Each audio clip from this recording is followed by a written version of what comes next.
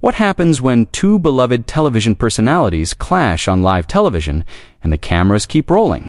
The tension was palpable, the exchanges were heated, and viewers across America watched in stunned silence as what started as a routine interview transformed into something nobody saw coming.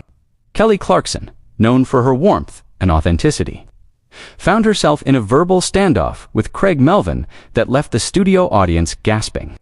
Before we dive into exactly what was said and how this explosive moment unfolded, make sure you hit that subscribe button and drop a comment below, because this is one interview you won't believe actually happened. The morning started like any other on the set. Coffee was brewing, the crew was setting up cameras, and producers were going over the rundown for the show. Creig had been filling in as a guest host, bringing his signature style and hard-hitting journalistic approach to the table. Kelly was scheduled to appear as a guest, ostensibly to promote her latest project and chat about her life as a talk show host, mother, and musician. The energy in the green room was light, friendly even. Makeup artists worked their magic while Kelly scrolled through her phone, occasionally laughing at something she saw.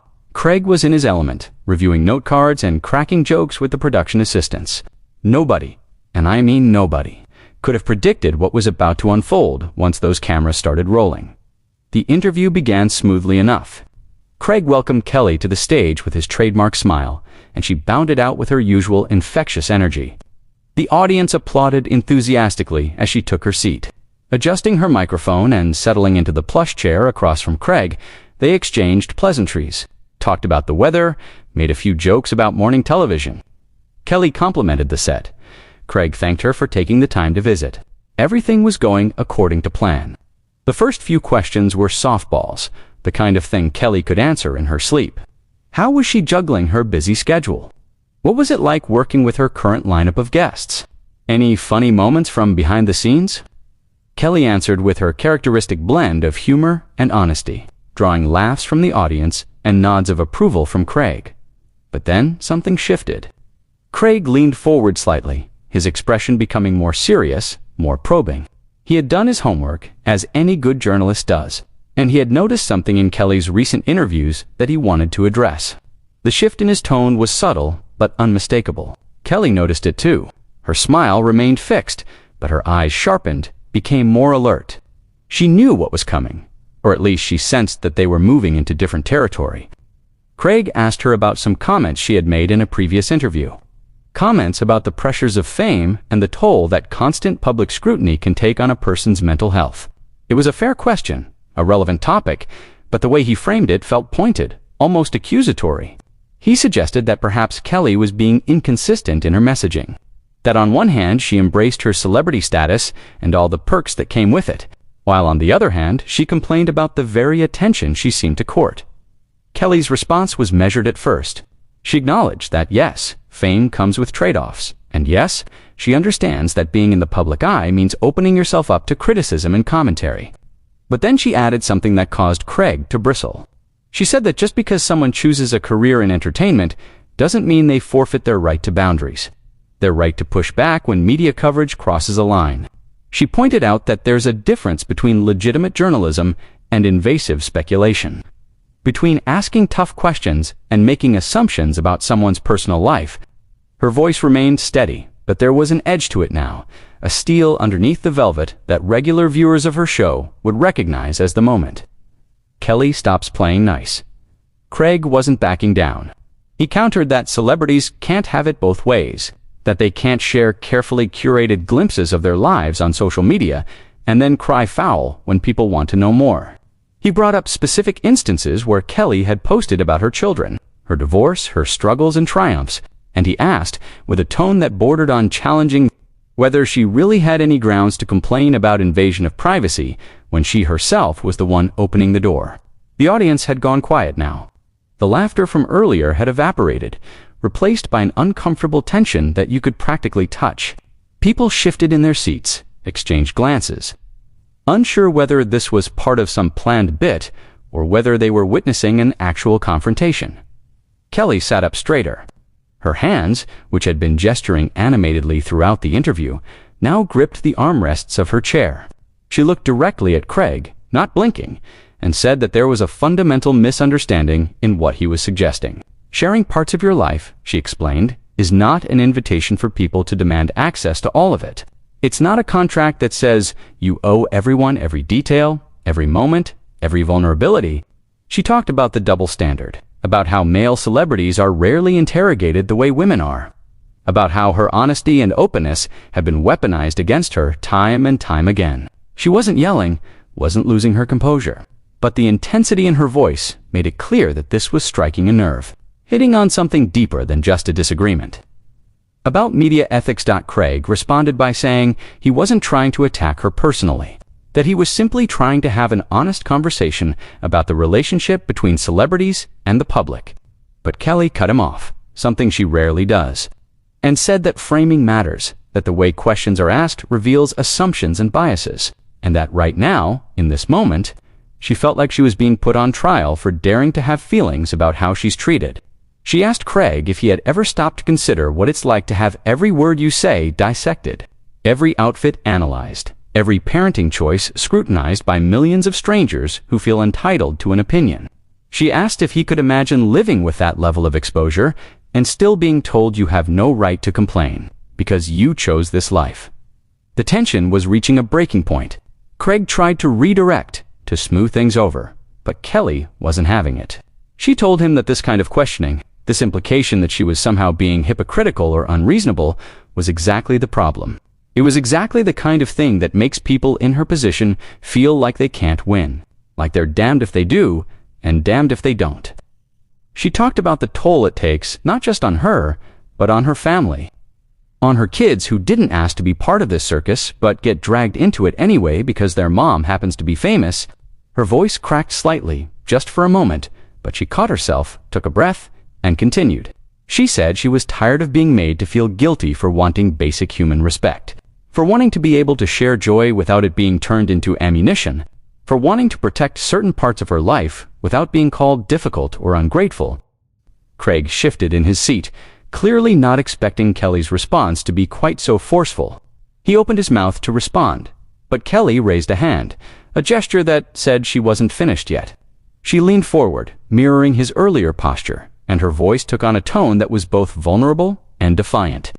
She told him that she had spent years, literally years, trying to navigate this impossible balance between being authentic and protecting herself, between giving people access and maintaining boundaries. And every single time she thought she had figured it out, someone like him would come along and tell her she was doing it wrong, that she was asking for too much or not enough, that she needed to toughen up or soften down. She asked him point blank, what exactly did he want from her? What would make him satisfied? Complete transparency, total silence, some mythical, perfect middle ground that only exists in the minds of people who have never had to live under this kind of microscope. The question hung in the air like smoke. Creig seemed momentarily at a loss, his journalist training telling him to maintain control of the interview, while his human side grappled with the genuine emotion in Kelly's words. He finally spoke, saying that he didn't want anything from her specifically, that he was simply trying to explore a broader conversation about celebrity culture and responsibility. But Kelly shook her head, a sad smile crossing her face. She said that was the problem right there. That tendency to hide behind abstract concepts and broader conversations when what was actually happening was a real person sitting across from him being made to defend her right to have feelings. She pointed out that he hadn't asked these questions in the abstract.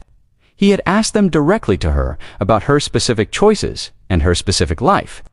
And now he was trying to retreat into generalities when she pushed back. Creig's jaw tightened.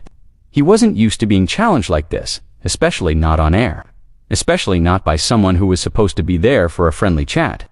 He told Kelly that she was being defensive, that he was asking legitimate questions that other journalists had asked before and would ask again, and that perhaps her reaction was revealing something about her own discomfort with the choices she had made. It was a calculated statement, the kind of thing designed to put the interviewee on the back foot, to make them question themselves.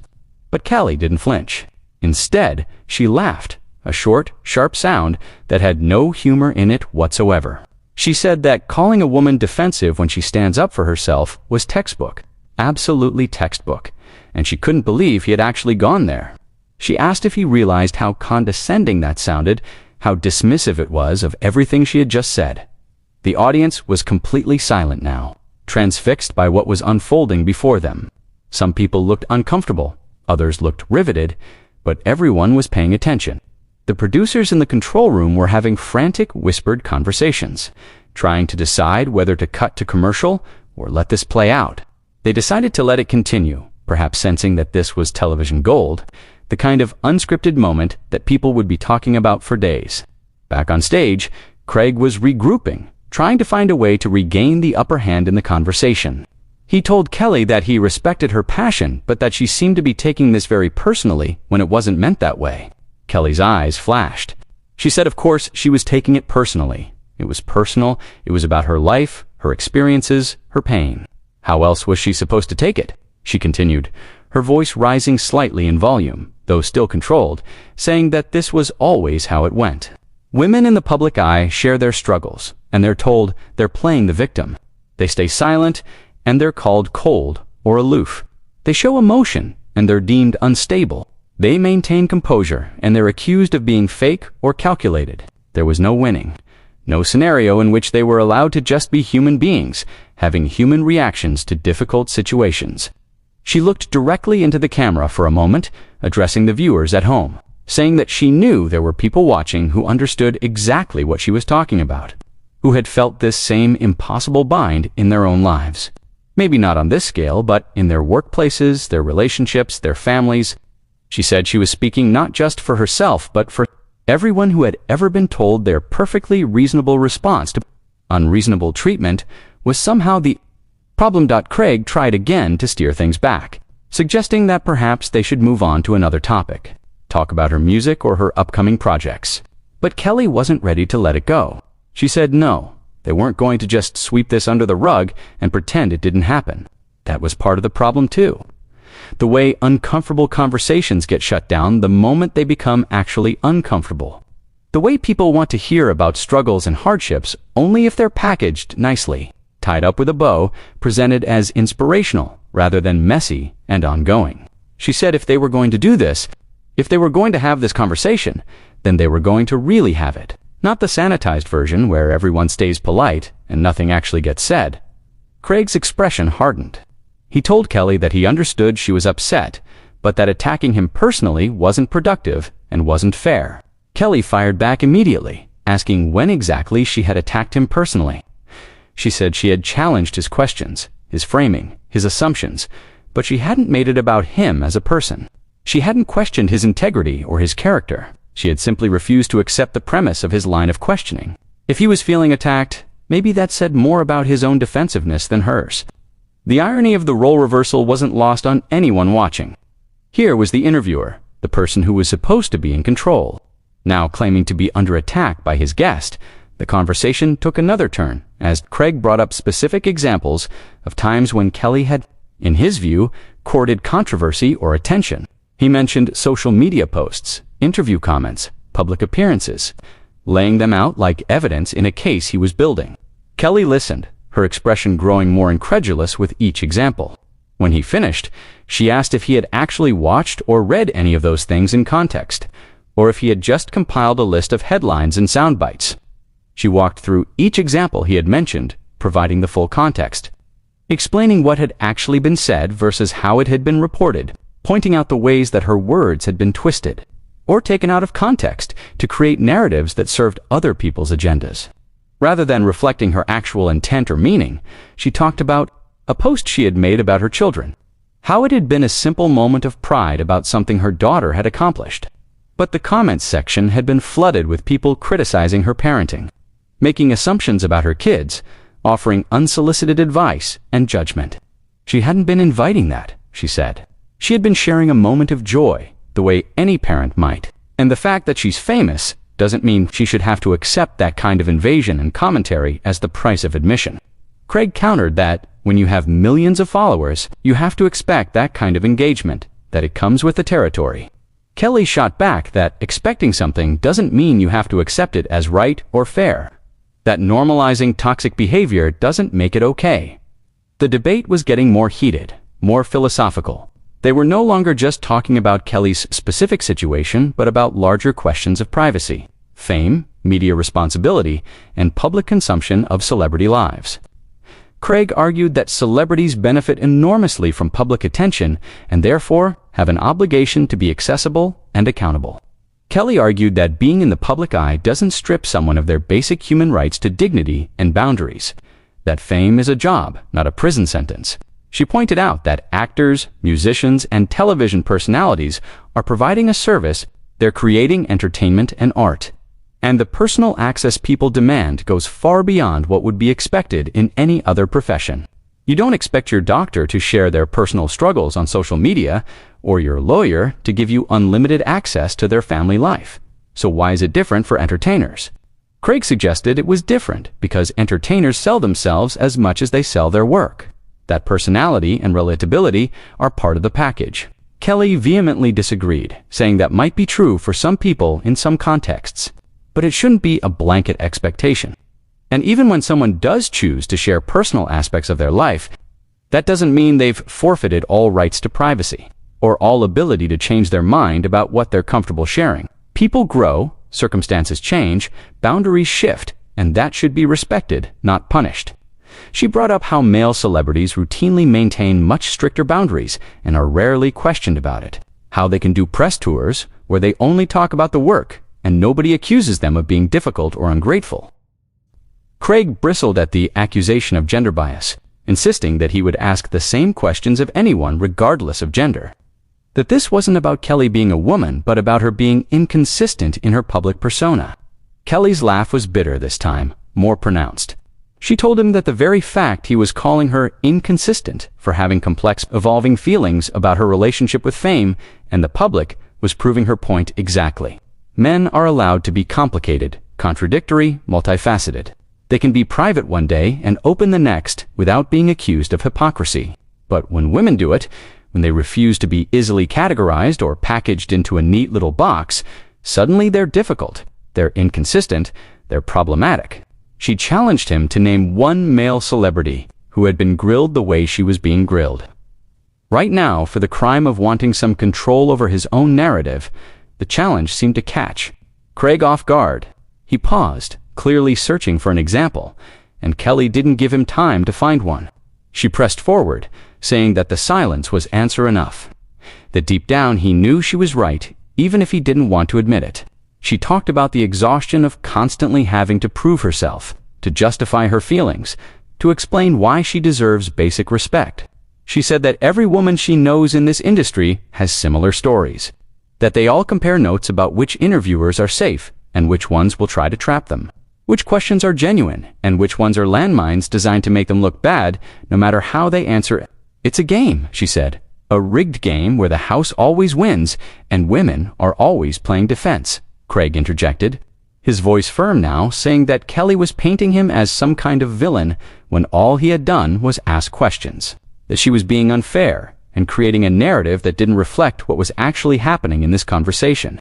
Kelly met his gaze steadily and said that she wasn't calling him a villain, she was calling out a pattern, a system, a way of thinking that he might not even realize he's participating in. She said that's what makes it so insidious, so hard to fight against. Because people can engage in these behaviors while genuinely believing they're being fair and objective.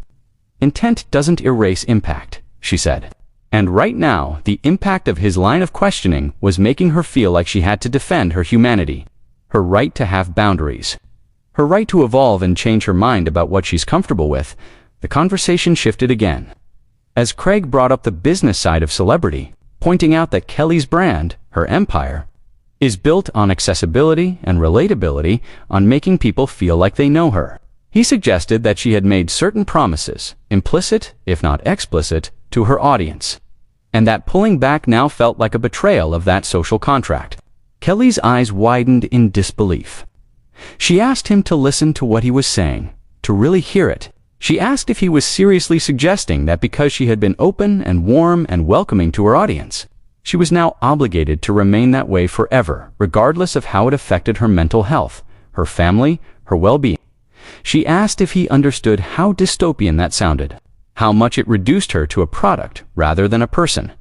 She continued, her voice gaining strength, saying that her audience, her real audience, The people who actually care about her as a human being, and not just as entertainment, they would understand. They would support her right to grow and change and protect herself. The ones who felt betrayed by boundaries, who demanded constant access and unlimited transparency, those weren't her people anyway. Those were consumers who saw her as a commodity, and she refused to reduce herself to that.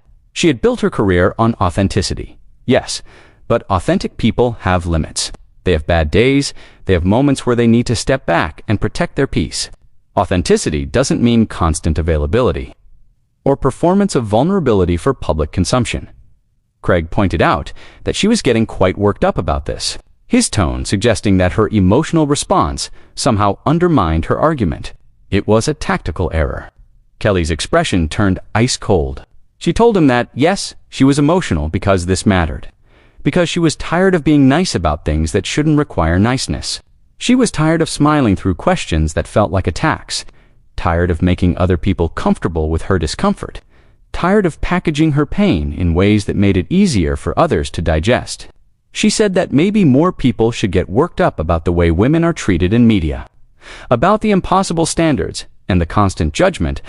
About the way emotion is weaponized against them while emotional restraint is characterized as being cold or fake. She brought the conversation back to the specific question of why they were even having this discussion in the first place. She reminded Creig that she had come on the show to talk about her music, about her creative process, about the joy she finds in her work. Instead, she had been interrogated about her personal choices, her social media presence, her approach to fame. She asked why that was. Why interviewers seemed so much more interested in dissecting her personal life than celebrating her professional accomplishments. She had won Grammys, built a successful talk show, mentored countless young artists, used her platform for charitable causes. And yet, here they were talking about her Instagram posts and whether she had the right to ask for privacy. Creig attempted to explain that the personal and professional are intertwined for someone like her, that her relatability is part of her success. Kelly cut him off, saying that even if that's true, it doesn't mean the personal should dominate every conversation, that her achievements should be able to stand on their own without constantly being filtered through the lens of her personal life. Male artists get to talk about their craft, their process, their artistic vision. She wanted the same courtesy. She wanted to be taken seriously as an artist and a businesswoman, not just as a personality or a tabloid subject. The frustration in her voice was palpable now. The sense that this was a battle she had been fighting for years with no end in sight. The studio audience remained transfixed, many nodding along with Kelly's points, others looking uncertain about where their sympathies should lie. Creig made one more attempt to defend his approach, saying that tough questions are part of journalism, that holding public figures accountable is important. Kelly didn't disagree with that premise, but challenged the execution. She said there's a difference between accountability and interrogation, between asking tough questions and making someone feel like they're constantly under suspicion. She said that if he wanted to hold her accountable, he should ask about her charitable foundation, about whether she's living up to the values she claims to espouse, about the impact her platform has on her young fans. Those would be tough but fair questions. What he had been doing felt more like trying to catch her in some kind of gotcha moment, trying to prove she was fake or hypocritical rather than genuinely trying to understand her perspective. Creig's response was measured but defensive. He said he stood by his questions and his approach, that he believed he had been fair, even if Kelly didn't see it that way. Kelly nodded slowly, a resigned expression crossing her face. She said that was the problem in a nutshell, wasn't it? That he could walk away from this conversation believing he had done nothing wrong, that any discomfort she felt was her own issue to manage, while she would carry this with her, would replay it in her head, would wonder if she had said too much or not enough, would brace herself for how this would be covered and discussed in the media tomorrow. The imbalance was stark, she said. The interviewer gets to move on, while the subject has to live with the consequences. She took a breath, seemed to gather herself, and looked directly at Creig with something approaching sympathy. She told him she didn't think he was a bad person, that she didn't believe he had set out to make her feel this way. But that was almost worse in some ways, because it meant this was so normalized, so baked into the system, that good people with good intentions could perpetuate it without even realizing. She said she was speaking up not to attack him personally, but to shine a light on patterns that need to change, conversations that need to happen, awareness that needs to be raised. If her discomfort in this moment could spark even a few people to think differently about how they consume celebrity content, how they engage with public figures, how they judge people they don't actually know, then maybe it was worth it. Craig thanked her for her perspective. Though the words sounded hollow, automatic, Kelly accepted the thanks with a tight smile, both of them knowing that nothing had really been resolved, that they were simply at an impasse. The interview wound down awkwardly from there, with a few perfunctory questions about her upcoming album. Release that felt jarring after the intensity of what had just transpired. Kelly answered them professionally, but the warmth from the beginning of the interview never returned. So, what did you think about this explosive interview? Did Kelly have a point, or did she take things too far? Drop your thoughts in the comments below. And don't forget to subscribe for more stories about the moments when live television gets real and the masks come off. Let me know, who do you think handled this situation better?